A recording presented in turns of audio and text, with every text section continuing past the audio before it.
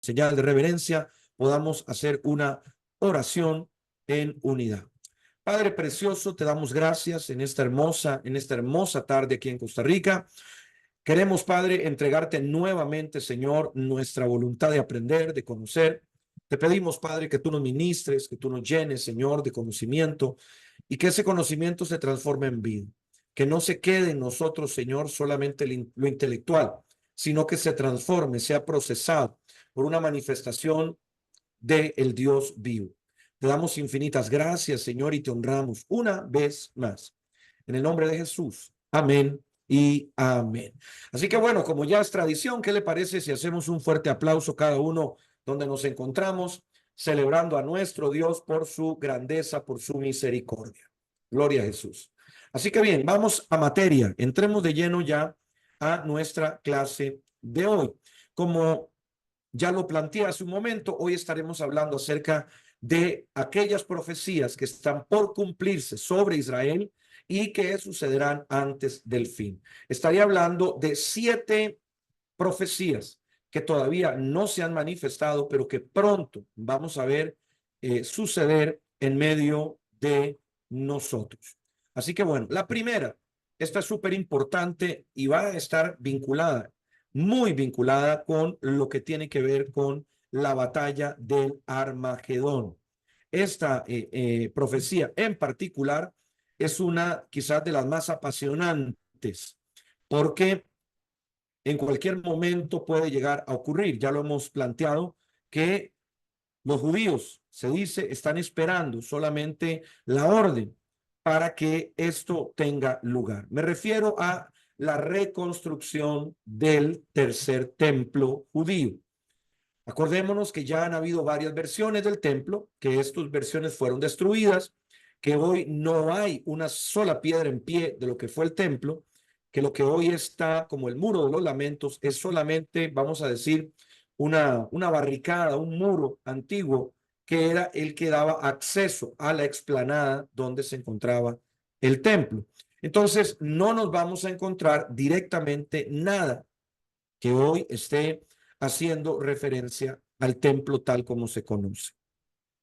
Yo en algún momento tuve la experiencia en Sao Paulo, Brasil, de visitar una supuesta réplica que edificaron los grupos de un movimiento que se llama Pare de Sufrir.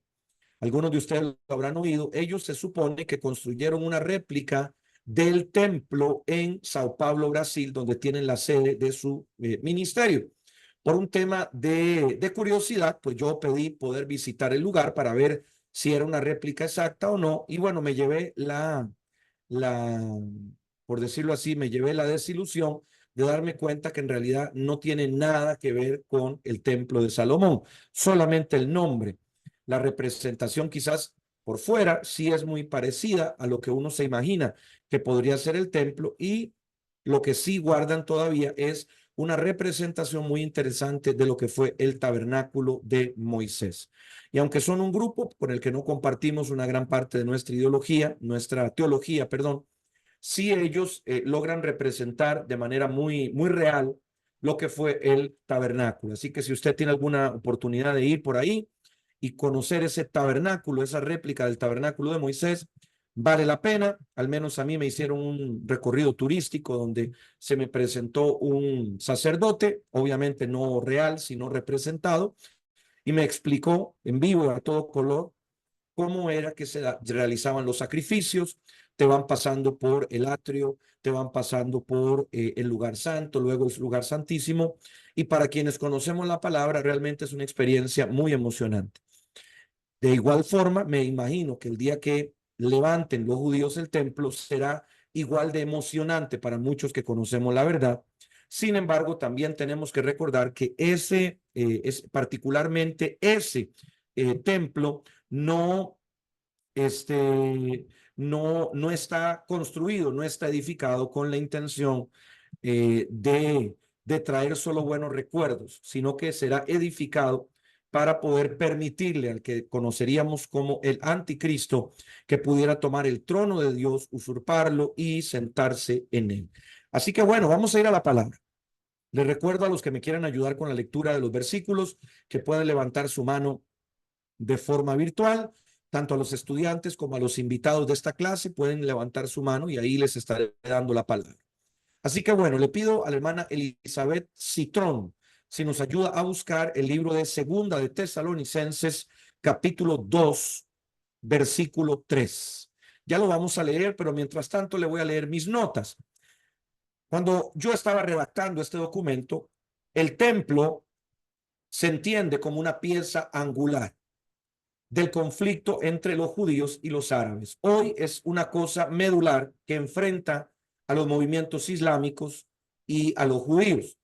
Como ya lo he explicado, el santuario está en ruinas y para ser reedificado debe destruirse la edificación que hoy se conoce como el Domo de la Roca, la cual es una mezquita sagrada para los musulmanes. Según lo que se entiende, es la tercera mezquita más sagrada del Islam, ya que ahí, según la leyenda o según la historia islámica, Mahoma asciende a los cielos. El profeta Mahoma de los musulmanes asciende a los cielos desde ese lugar y es ahí donde ellos construyen el Domo de la Roca. Entonces, claramente, creo que sobreentenderán ustedes que la destrucción de este lugar a manos de los judíos encendería aún más el conflicto árabe-israelí. Y bueno, posiblemente las consecuencias serían el entrar o el precipitar de una guerra que muy posiblemente sería la última guerra, la conocida como la guerra del Armagedón. Ya vamos a hablar en algún momento de esa guerra, así que prepárese para cuando conversemos acerca de ese tema. Le pido a la hermana Elizabeth si puede por favor encender su micrófono y leernos el versículo si es tan amable, por favor. La escuchamos. Adelante. El verso, bendiciones, profeta. El verso, ¿escribí el verso 3 o escuché el 10? Segunda de Tesalonicenses 2:3 al 4. Ok. Dice, nadie os engañe en ninguna manera, porque no vendrá sin que antes venga la apostasía y se manifieste el hombre de pecado, el hijo de perdición, el cual se opone y se levanta contra todo lo que se llama Dios o es objeto de culto, tanto que se sienta en el templo de Dios como Dios, haciéndose pasar por Dios. Muy bien.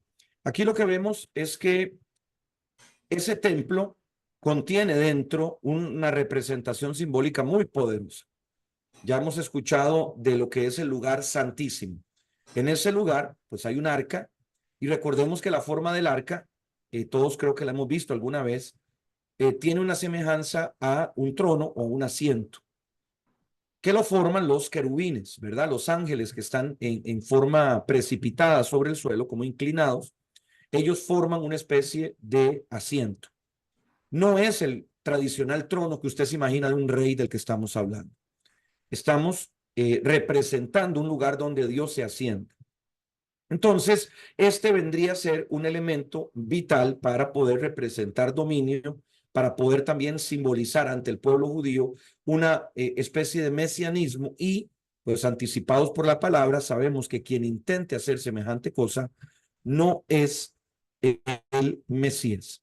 El Mesías ya vino, el Mesías ya se presentó y él ya lavó nuestros pecados. Quien vendría ahora en esta forma de guerrero, de líder, de hombre fuerte, no es, no es Dios, sino esta falsa figura del anticristo. Le leo algunas otras cosas sobre este tema. Como cristianos debemos ser muy sensatos para entender estos acontecimientos de la reconstrucción del templo, porque algunos en su fanatismo llegan a apoyar tanto a Israel y a cualquier decisión que el gobierno de Israel tome, como lo que hoy está sucediendo. Vincularse estrechamente a la hermosa nación de Israel siempre es bueno. Amar a Israel, orar por Israel, tener símbolos judíos no es pecado, no está mal.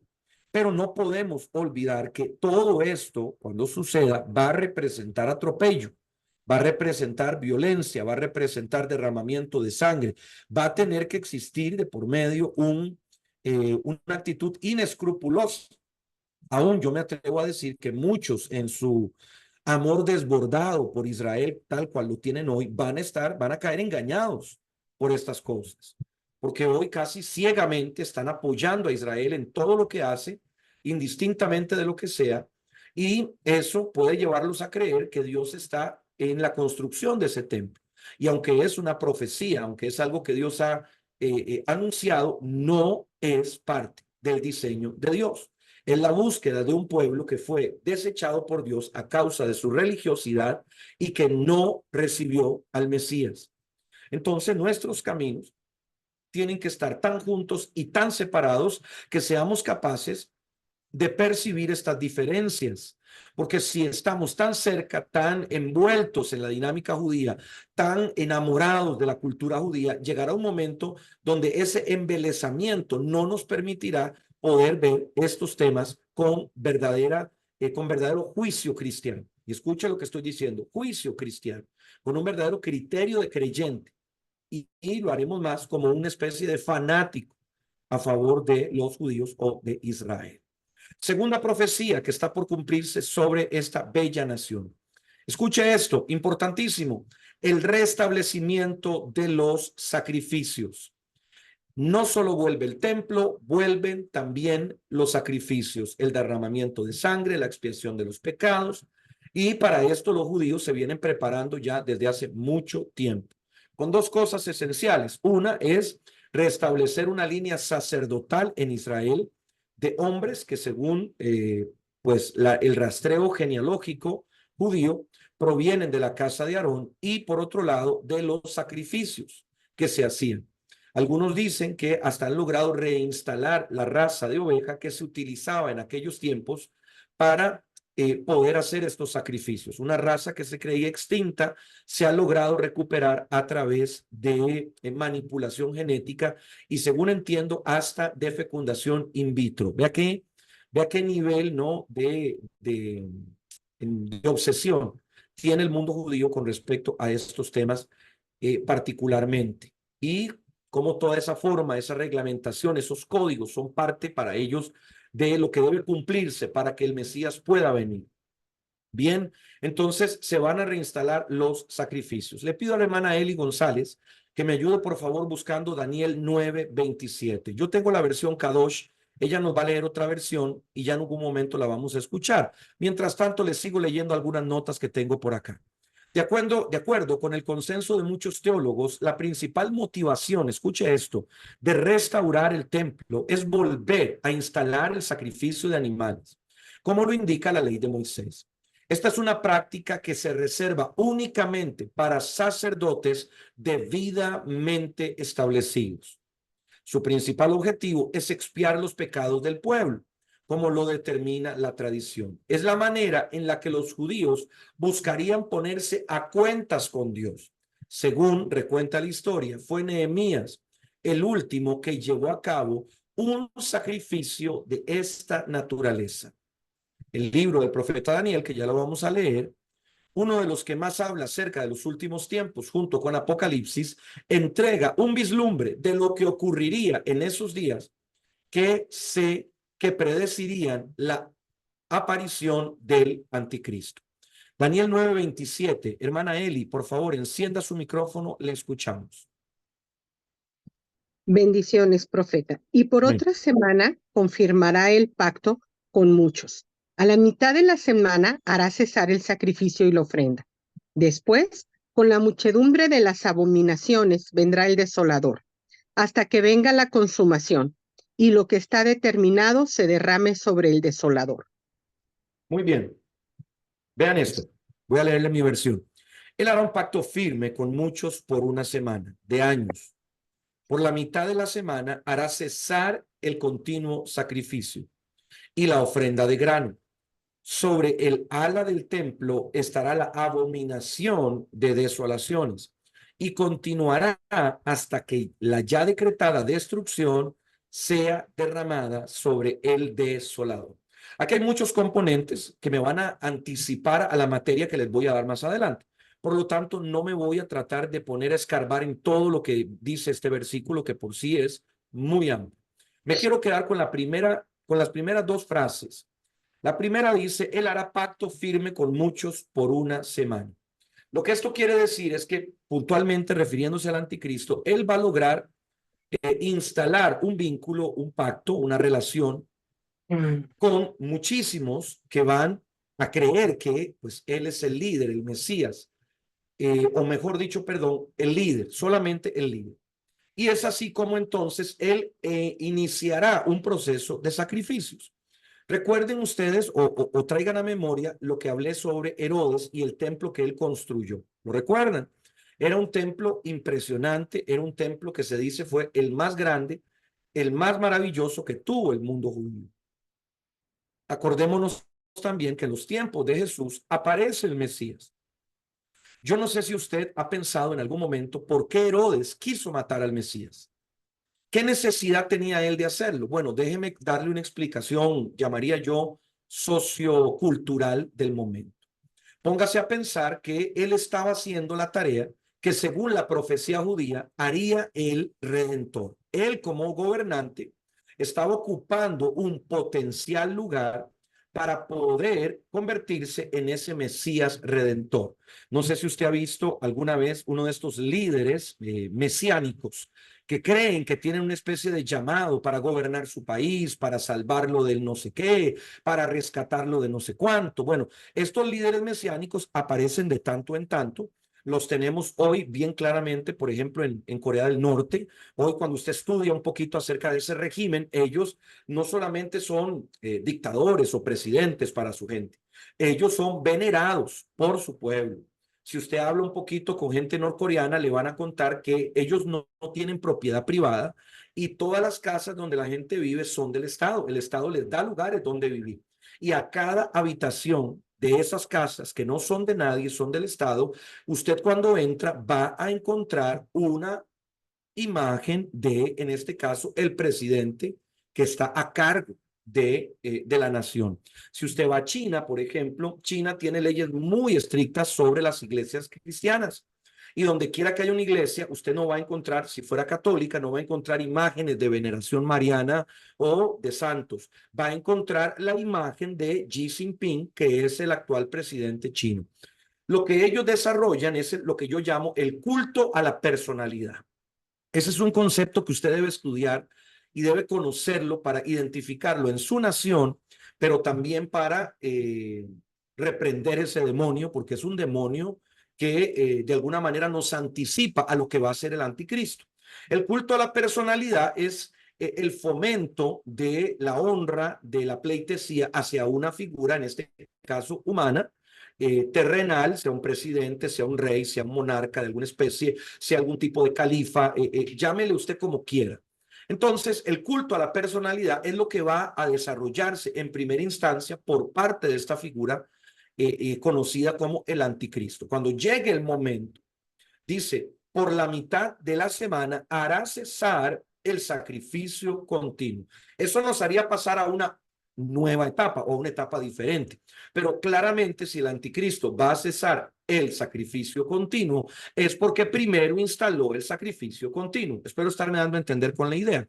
O sea, es necesario que hayan sacrificios nuevamente en ese templo para que podamos decir que cada día más se acercan los días finales. Entonces, creo que con esto les dejo claro y patente que esa es la segunda profecía que está por cumplirse sobre Israel. Vamos a ir ahora a la tercera. Quiero que tome nota. La tercera es que Jerusalén será o es consolidada a manos de Israel. Esto hoy, bueno, es algo que estamos viendo y que se ha venido a ir afirmando, por ejemplo, cuando hace unos años atrás el presidente de los Estados Unidos, Donald Trump, escoge Jerusalén como, como capital y por eso es que coloca la embajada norteamericana en Jerusalén. Pero antes de que Trump hiciera esto, todas las embajadas, exceptuando algunas dos centroamericanas, como creo que Guatemala y no sé si Honduras, me perdonan si no tengo el dato exacto, eran los únicos países de todo el mundo que mantenían su embajada en Jerusalén. Todos los demás países, se preguntará usted, ¿dónde tienen su embajada? Bueno, la tiene en la ciudad de Tel Aviv, que es la que se reconoce oficialmente como la capital de Israel en la actualidad. Jerusalén no es para una gran mayoría de naciones la capital de Israel. Entonces se va a consolidar Jerusalén como esa ciudad importante, como esa ciudad trascendente. Le pido ahora, por favor, a la hermana Erika Carrasco. Bueno, aquí en este caso no tengo versículo, perdón, me adelanté un poquito, pero de todas maneras la hermana Erika me puede buscar Apocalipsis 11, 13 al 14. Ese lo vamos a ver para la cuarta profecía. Déjeme leerle algunos comentarios que tengo por acá. Una idea bastante popularizada entre los judíos de hoy es que el restablecimiento de los sacrificios debe cumplir el mismo protocolo que en su momento llevó a cabo Nehemías, ese afanado profeta, antes de volver a usar el altar de Dios. Colocó primero los límites de Jerusalén, fortificó la ciudad y renovó lo que estaba en ruinas. Es más, gran parte de su libro se dedica a lo que fue una titánica obra para aquellos días. En el capítulo 3 de Nehemías se hace una detallada descripción de lo que fue la restauración antigua de la ciudad antigua, proceso que quieren repetir los judíos ortodoxos de hoy ocupando esos espacios.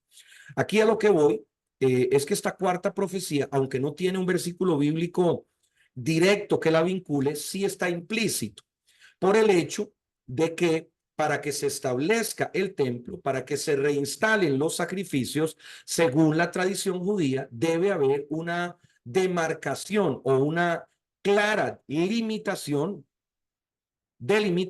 de todo lo que tiene que ver con Jerusalén. Entonces, lo que hoy conocemos como la Ciudad Santa vendrá a ser apoderada por los judíos.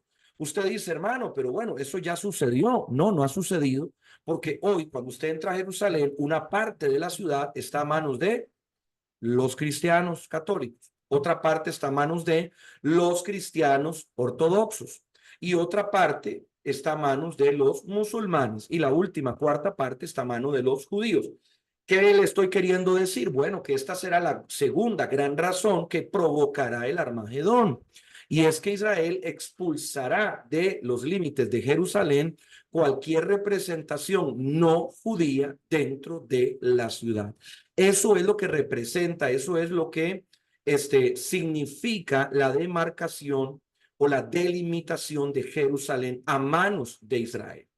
Déjeme contarle un dato histórico, y es que en el 2017, terminada la celebración de Shavuot, un movimiento inspirado por un nuevo Sanedrín que se ha creado, marcó diversos puntos por el camino, ¿ok? Esos puntos que se delimitaron en el Shavuot del 2017, que eso estamos hablando de hace muy poco, no sé si usted se recuerda qué año era el 2017 en el calendario judío, pero como sé que ustedes tal vez no se acuerden, les cuento, ese año fue el 5777. Ese año fue año de jubileo, no fue cualquier año. Ese año se celebraron 70 de la Constitución de Israel y 50 de la creación o de la unificación, perdón, de Jerusalén. Entonces, hay una representación muy poderosa detrás de lo que le estoy diciendo, ¿ok? Aunque el hecho de que ellos hayan delimitado poniendo puntos de lo que habría sido la Jerusalén original, si bien alguno podría decir, bueno, eso no significa nada. Eso no significa nada quizás hoy, pero en el mundo espiritual tiene una representación muy poderosa y creo que todos los que estamos aquí lo entendemos y lo sabemos. Así que tome en cuenta eso. Con aquel acto reivindicativo, los hebreos intentaron marcar su territorio, aunque por el momento esté totalmente minado para los judíos, ya que, como usted sabe, persiste no solamente esta división dentro de Jerusalén, sino parte de esa limitación incluye asentamientos árabes. Entonces, ahora vemos una segunda fuerza, ¿verdad?, de batalla, de contienda, que involucraría nuevamente a los árabes, ya no solo en el tema de la mezquita, sino ahora también con el desplazamiento de los asentamientos árabes. Si usted me pregunta a mí, eso será primero que la mezquita, por obviedad, ya que pues claramente es mucho más fácil. Hay todo un movimiento judío, si usted no lo conoce, le invito a que lo estudie, que son los famosos pioneros judíos. Ellos hoy están comprándole tierras a los habitantes de la conocida Cisjordania, que es Palestina, y están creando asentamientos muy precarios, muy limitados, sufriendo mucho confrontación con los árabes, y están apropiándose de todos esos territorios. Eso es un proyecto en marcha. Eso es un proyecto que temporalmente avanza, luego se detiene, luego avanza, luego se detiene, pero no es regresivo. Esto es importante que usted lo tome en cuenta. No estamos viendo a Israel devolver estas tierras. Israel ha devuelto otras tierras. Por ejemplo, la que le regresó a Egipto, la gran península del Sinaí. Pero estas tierras particularmente, que no son tan valiosas, pero sí son muy simbólicas, ellos no las devuelven. Y aquí podemos hablar hasta de una política de Estado. Hoy que está Benjamín Netanyahu a cargo del gobierno de Israel, podemos ver que esto es una política de Estado, ya sea por acción o por omisión, haciéndose de la vista gorda, ya que supuestamente, según los postulados de las Naciones Unidas, esta práctica de la colonización, ellos le llaman colonos, no pioneros, perdón, de la colonización de estas tierras por parte de judíos es algo que está prohibido por el derecho internacional. ¿Ok? Entonces, lo que estamos viendo es algo serio. Lo que debería ser una simple transacción de compra y venta es todo un drama por lo que significa Israel, ¿verdad? Una nueva razón para preguntarnos por qué. ¿Por qué tanta hazaña? ¿Por qué tanto enojo? ¿Por qué tanta molestia con algo que debería ser tan sencillo como suena? Si yo te compro tierra y vos me lo estás vendiendo a mí hasta por un precio mucho más elevado, ¿dónde está el pecado? ¿Cuál es el problema? Israel entiende, por la naturaleza misma de la creación de su Estado, Israel entiende que no sirve de nada avanzar sobre el territorio si no hay ocupación. La palabra ocupación es muy fuerte, porque pareciera que es como una usurpación, pero no es equivalente. El gobierno de Israel o el aparato estatal militar de Israel avanza sobre tierras que son hostiles, ya sea en los altos del Golán, o sea en la frontera norte con el Líbano, o en algunos otros lugares. En este caso hablamos de la Jerusalén del Este. Avanzan sobre el territorio, pero no consolidarán la autoridad sobre ese territorio si no existe ocupación. Cuando me refiero a ocupación, me refiero a colonización. ¿Ya? Entonces, ahí tenemos la tercera profecía. Vamos como la número 4. Hoy estamos avanzando súper rápido y eso me tiene contento. La cuarta profecía que tenemos acerca de Israel antes de que se nos aproxime, antes de que llegue el fin. Vamos a ir a la lectura de Apocalipsis 11, 13 y 14. Pero antes de ir a esa lectura, le voy a pedir por favor a la hermana Mónica Ávila que me busque Ezequiel 38 del 2 al 6. Ya en algún momento vamos a leer ese versículo. Vamos a ir al número 4. Apocalipsis 11, 13. Adelante, hermana Erika, le escuchamos. Le enciendo su micrófono. Leo Apocalipsis 11, el verso 13 y 14. Dice así: en aquella hora hubo un gran terremoto y la 10ª parte de la ciudad se derrumbó, y por el terremoto murieron en número de 7,000 hombres. Y los demás se aterrorizaron y dieron gloria al Dios del cielo. El segundo ay pasó. He aquí, el tercer ay viene pronto. Bueno, gloria a Dios. Son versículos que rápido nos remontan ya a lo que va a ser la enseñanza más de lleno de los últimos tiempos. Particularmente este verso lo que nos habla es de la destrucción de Jerusalén. Entonces, primero Israel la va a consolidar, no está consolidada y luego vendrá su destrucción. Y cuando digo su destrucción, pues bueno, me refiero a una destrucción absoluta y completa. ¿Ok? Entonces, le leo algunos comentarios que tengo por acá. Aunque no hemos abordado todavía la narrativa apocalíptica, esta es importante para describir lo que se espera que suceda durante la gran tribulación. La expectativa de muchos estudiosos es que el pecado que llenará la tierra tendrá como epicentro a Jerusalén, donde se encontrará lo que ya conocemos como el tercer templo. En los textos escritos por el apóstol Juan se indica que la ciudad de David sufrirá un terremoto destructivo, semejante en consecuencias a las invasiones que han que han sufrido a causa de las manos babilonias y romanas. Particularmente aquí, aunque no se menciona a Jerusalén, sí se habla de la ciudad, ¿verdad? De la ciudad, en este caso sabemos la representación de Dios, y que en el contexto del versículo sé que usted va a poder entender que se está refiriendo específicamente a Jerusalén. Si tratamos de encontrar los grandes movimientos que destruyeron a esta ciudad, luego de ser tomada por los judíos, podríamos resumirlos en dos. ¿Ok? Podríamos resumirlos en dos. El primero llegó con Nabucodonosor y su gobierno babilonio a la ciudad.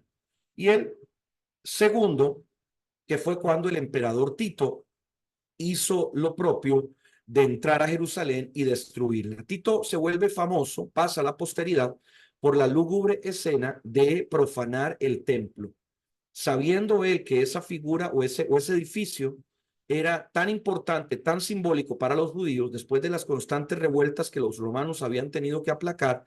Él profana el templo y pasa a la fama como ese hereje que quiere avergonzar al Dios de Israel, humillando a los judíos a través de profanar el templo. Bien, vamos a la número 5, a la quinta profecía. Le voy a pedir por favor a la hermana Mónica Ávila, si es tan amable, y me busca el versículo de Ezequiel, Ezequiel 38, del 2 al 6. Hermana Mónica, adelante, la escuchamos.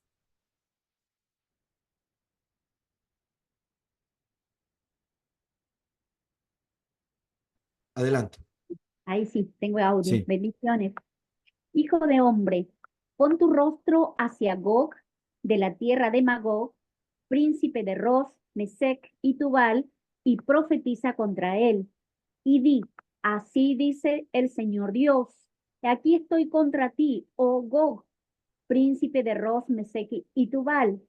Te haré dar vuelta, pondré garfios en tus quijadas y te sacaré con todo tu ejército, caballos y jinetes, todos ellos bien equipados, una gran compañía con pavés y escudo, todos ellos empuñando espada, Persia, Etiopía y Put con ellos, todos con escudo y yelmo. Gomer con todas sus tropas, Bet Togarmá de las partes remotas del norte con todas sus tropas. Muchos pueblos están contigo. Amén. Amén. Bueno, acá ya nos metimos de lleno a lo que son los acontecimientos finales, y aquí se nos anticipa una de las primeras grandes señales que van a venir antes de esa gran batalla final conocida como Armagedón. Particularmente cuando se refiere a Gog, no hablamos, bueno, a Gog y a Magog, no hablamos de cualquier lugar, no es una expresión azarosa. Se cree que puntualmente esta tierra, que sería la primera que avanzaría en contra de Israel, según los entendidos, es una región conocida como Rusia y un conjunto de naciones de Asia Central. En algún momento se creyó que estas iban a ser representadas por la Unión Soviética. Luego la Unión Soviética se desmembró y bueno, hoy se habla del Asia Central. Pero vean qué interesante cómo los giros que da la geopolítica nos tienen hoy a las puertas de una Rusia expansionista, bajo el argumento de que todo pueblo de habla rusa al final pertenece a Rusia.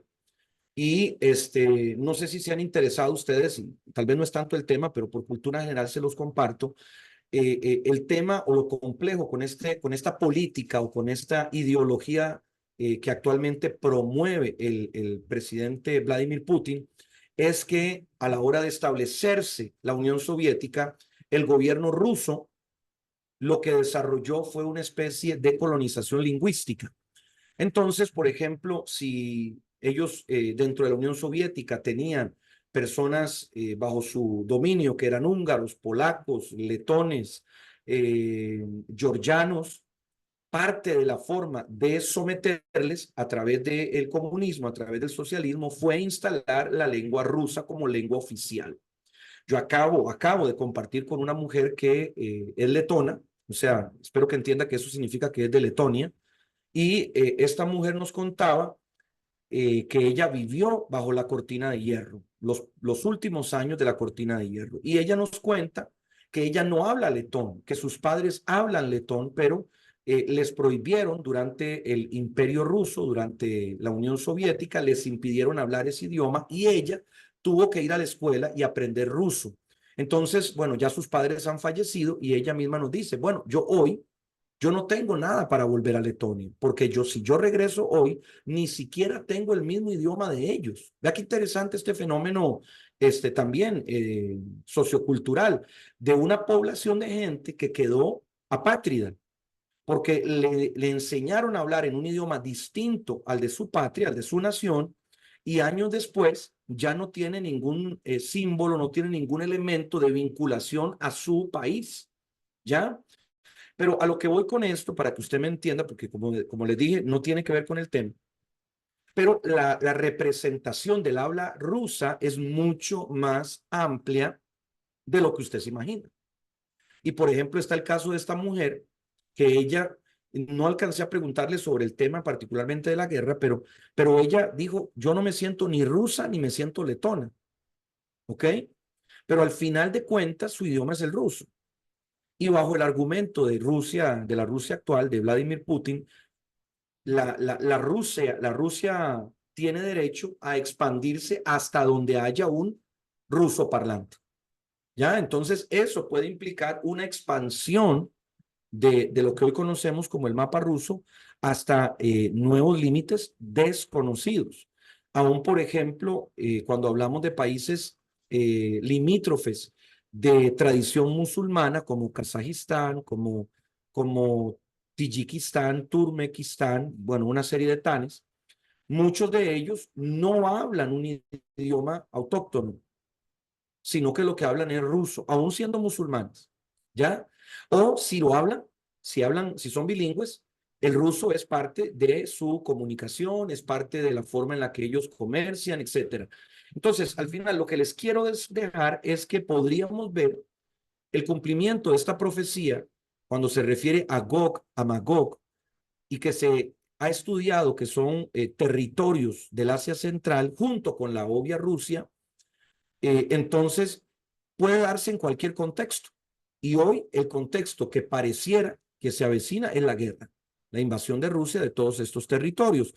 Si nosotros nos quisiéramos poner puristas, ¿verdad? Si quisiéramos ponernos a hilar delgado, tendríamos que decir que toda esta confabulación, esta alianza de naciones, comprendería a lo que hoy se conoce, evidentemente, como Rusia, pero añadiríamos también a Irán, a una parte de Irak, añadiríamos a Turkmenistán, que es hoy una parte, bueno, que fue, perdón, una parte de Persia, añadiríamos a Sudán y a Etiopía, que son Kuz, añadiríamos a Libia, que es Fut, a Turquía, que representa a Gomer, y a Armenia, que te representa a Togarma.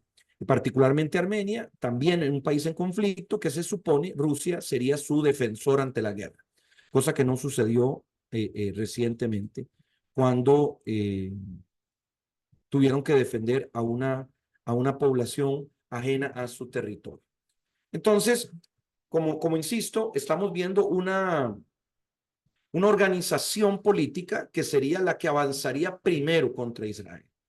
Hoy la mayoría de nosotros diría, bueno, pero esto no parece como tan cercano, porque usted no conoce la tradición antisemita de los rusos, por ejemplo. Pero para sorpresa de tirios y troyanos, yo lo motivo a que usted lo busque en internet, es muy fácil. Antes de los nazis, los rusos, antes de perseguir judíos salvajemente, que los alemanes, estuvieron los rusos. Y también les conté en otra clase, por ejemplo, que esa misma persecución luego de la Segunda Guerra Mundial hace que muchos judíos rusos llegaran a Israel hablando ruso, no hablando hebreo. Y es entonces que hoy, cuando usted va a la Constitución del Estado de Israel, uno de los idiomas más hablados, no tengo el dato, creo que sí, es uno de los idiomas oficiales, usted va a encontrar el idioma ruso. Usted dice, pero ¿qué tiene que ver la paja con el trigo?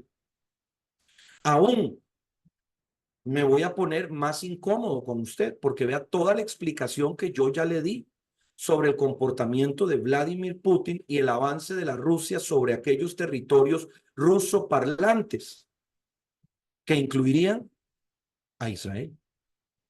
Usted no lo había visto hasta ahorita que se lo estoy revelando. Entonces, ya estamos encontrando hasta una segunda vinculación, una segunda lógica para que Rusia avance como vanguardista, que avance en primera línea en contra de la destrucción de Israel. Aún nótese que algunos de estos países, no todos, pero algunos, tienen una clara ascendencia árabe, ¿verdad? Árabe musulmana. Tal vez no sé si árabe porque están los persas también, pero musulmán al fin. Entonces también por ahí puede venir un poco esa estructura destructiva.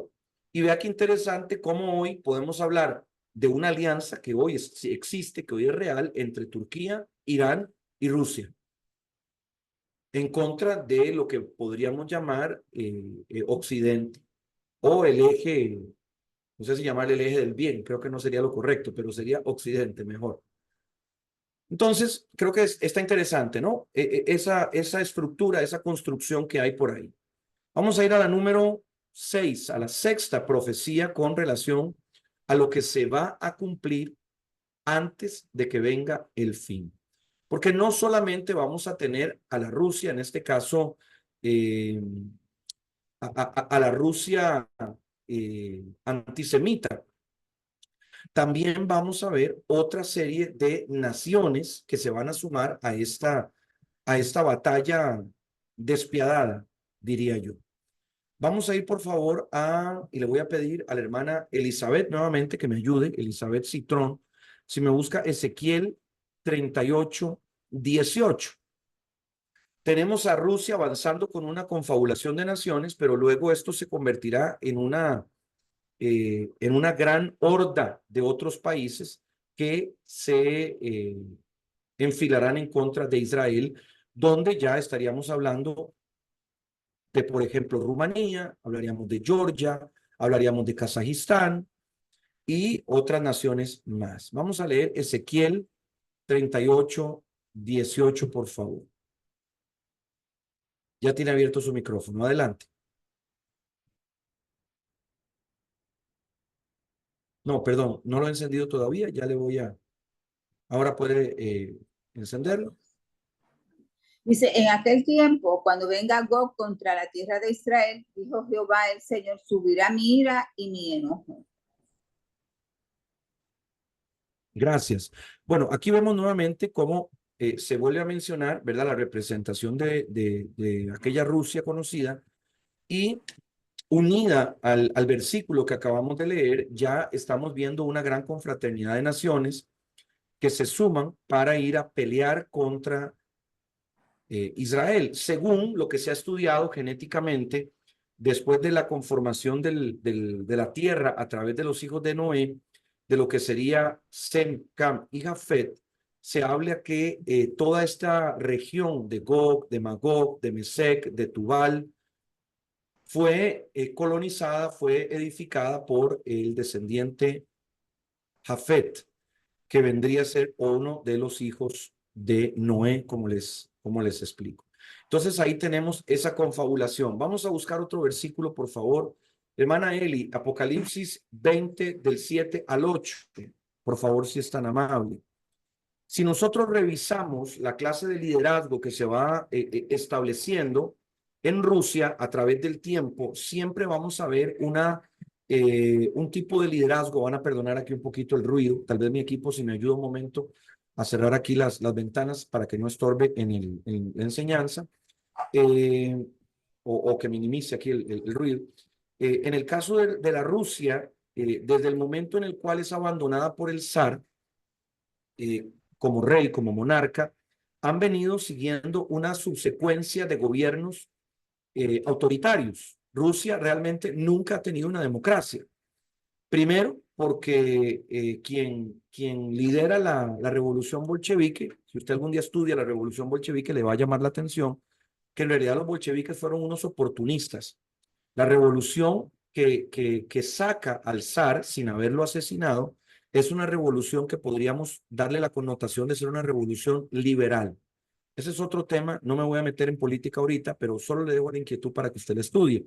Y los bolcheviques, ante la ausencia de poder y en ellos estar tan bien organizados militarmente, ellos logran usurpar el poder a través de la figura de Lenin como líder principal, y a partir de ahí se establece una secuencia de dictadores, que luego viene Stalin, luego vienen unos, entre comillas, presidentes de la Unión Soviética, pero realmente no eran tal, y prácticamente se van continuando hasta el día de hoy, que tenemos a este Vladimir Putin. Ya, si no me equivoco, me van a perdonar, tantos datos a veces no los tengo tan frescos o tan claros, pero ya Vladimir Putin debe andar por encima de los 20 años en el gobierno. Si eso no es un dictador, ¿verdad? No sé cómo se llama. Y está a las puertas de volverse a reelegir, según él, democráticamente, pero al mejor estilo de Cuba, al mejor estilo de Nicaragua, al mejor estilo de Venezuela, que son regímenes autoritarios donde no hay espacio a la oposición, donde la democracia es una pantomima, es una puesta en escena, que realmente no tiene una confrontación de fuerzas. A lo que voy con todo esto es que Rusia, volviendo un poco a Rusia, Rusia es, a ver, indudablemente uno de los países hoy en el mapa más importantes. Quizá no tanto económicamente, pero sí lo es a nivel territorial, lo es a nivel político, lo es a nivel histórico, lo es a nivel de influencia con otras regiones, y adicionalmente goza de todo un historial, de toda una serie de antecedentes que nos permiten intuir que con mucha facilidad, la locura, el frenesí, el desenfreno de algún líder puede llevar a Rusia a la guerra contra Israel, aún siendo una guerra absoluta y completamente asimétrica. Yo creo que hoy, cuando vemos lo que ha hecho Rusia con Ucrania, nos damos cuenta que esta gente no tiene límites, no tiene escrúpulos, y son capaces prácticamente de cualquier cosa, son capaces de llegar hasta cualquier límite, aún cuando haya una diferencia de fuerzas tan dramática. Entonces, si mañana es contra Israel, no sería de extrañar. Si contra Israel tienen que ir con una alianza, tampoco sería algo raro, ¿ya? Entonces, solo para plantear bien la idea, la profecía número 5 sería la confabulación de un régimen gobernado por Rusia o liderado por Rusia, que enfrentaría a Israel, y en segunda instancia todo un conglomerado de naciones más allá de Rusia, que se enfilaría detrás de Rusia para atacar Israel. No deja de ser paradójico cuando uno dedica el tiempo para orar por los mapas y ver en representación territorial lo que significa Israel, siendo casi un país insignificante, con los que son sus enemigos. Llámese Irán, llámese cualquier país árabe, las diferencias son abrumadoras, pero si además sumamos, las diferencias ya no son abrumadoras, son absolutamente sin parangón. Ya son cosas fuera de lógica. Y en guerras tan disímiles, tan dispares, es raro que los países se lancen a esas aventuras. Es raro que los países se lancen a esas conquistas. Sin embargo, pues Israel muy posiblemente será víctima de esta alianza tan perversa. Vamos a ir ahora a la última profecía antes de cerrar esta clase y dar paso a nuestra próxima sesión. La número 7, la voy a leer yo, está en Zacarías 12:10. Durante todo este proceso, aunque pareciera, entre comillas, hasta cierto punto idílico para Israel, van a reconstruir su templo, van a restablecer los límites de Jerusalén, van a reinstalar el sacrificio, van a tener sacerdotes, o sea, va a haber un esplendor religioso, va a haber una efervescencia espiritual que cualquiera podría decir, lo mejor está por venir. Lo que sucede, como ya ustedes lo están viendo, es que en algún punto habrá un quiebre. Ese quiebre será en contra de Israel, y al verse rodeados de esta forma, al verse ya orillados, esquineados de esta manera tan dramática, lo que se espera proféticamente es que una porción importante de los judíos reconozca que quien había venido en su primera gloria era el Mesías, quien habían ellos llamado un profeta cualquiera, a quien ellos habían llamado un maestro más, realmente era el Hijo de Dios. Porque, como repito, ellos, al ver la llegada de este Redentor, de este anticristo, ellos no lo interpretarán de esta manera y creerán que lo que viene para ellos es esplendor, es cumplimiento, es el reverdecer de su nación, y se enfrentarán a todo lo contrario. Entonces, indudablemente todo esto que estamos hablando, si lo tratamos de poner en una secuencia política, si yo me quisiera imaginar cómo serían los titulares de los periódicos de esa época, aunque seguramente ya los periódicos ni existirán, pero los titulares de los medios de comunicación de esa época van a ser días vertiginosos, de cambios dramáticos de un día al otro, de la confabulación, de la alianza, de la estructura de relaciones diplomáticas, de traiciones, de celos a nivel político dramáticos que van a hacer que los días varíen de un momento al otro, cosas que jamás habríamos imaginado que sucederían en años, en décadas, o si no hasta en siglos. Esa vertiginosidad de la que yo estoy hablando, no puedo yo definirla en una cantidad de tiempo, pero sí creo que será vertiginoso porque específicamente ese efecto de impacto, ese efecto de shock que puede causar la rapidez de los acontecimientos, es la que también puede llegar a convencer a muchos de que el Mesías siempre había sido Cristo.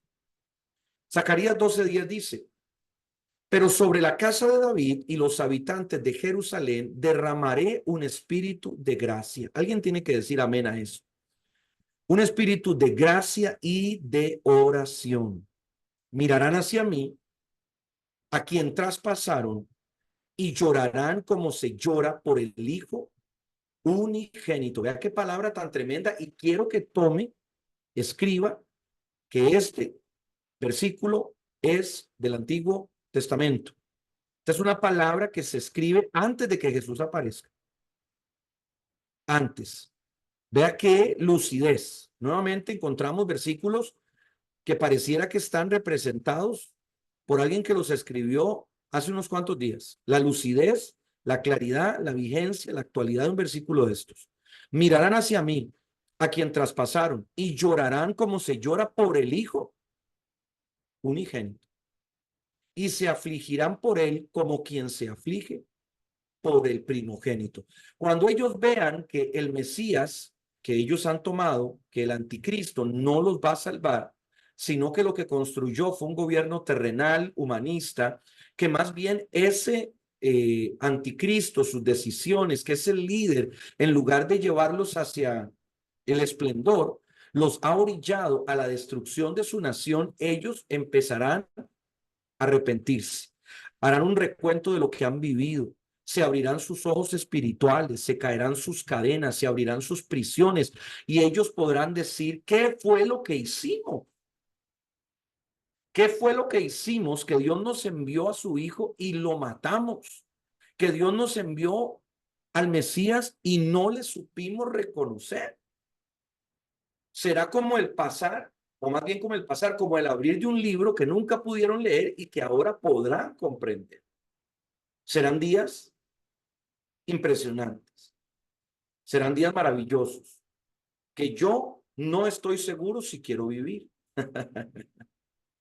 Porque quizás para que estos días sucedan, primero tendrá que venir la gran tribulación. Pero eso no es tema en este momento.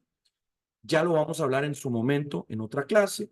Quiero dejarle a usted esa inquietud y quiero decirle que con esta última profecía acerca de que Israel se vuelve hacia su verdadero Mesías, es nuestra número 7, nuestra última profecía de hoy.